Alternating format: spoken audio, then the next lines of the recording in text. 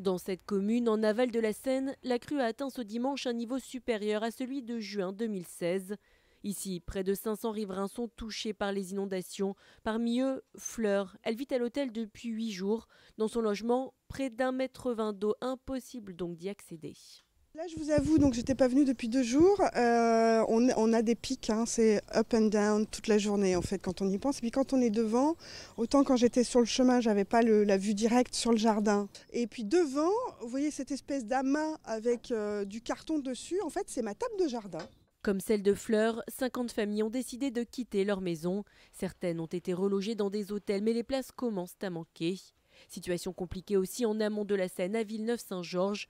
Dans certaines rues, pas le choix, les habitants doivent se déplacer en barque. Un service mis en place par la mairie depuis une semaine et qui devrait encore durer car la décrue sera longue. Pour cet habitant, impossible d'aller travailler ce matin sans sa panoplie. Combinaison de pêche, normal, les sabots. Je me change et puis j'y vais. Vous savez combien de temps ça va durer? On me dit 10 jours, donc là ça va devenir fatigant au bout de 10 jours. Dans cette rue, certaines habitations n'ont plus d'électricité et de gaz, tout comme à Lagny, où depuis jeudi, cette habitante n'a plus de chauffage et plus d'eau chaude. On a quelques radiateurs soufflants dans quelques pièces, mais bon, voilà.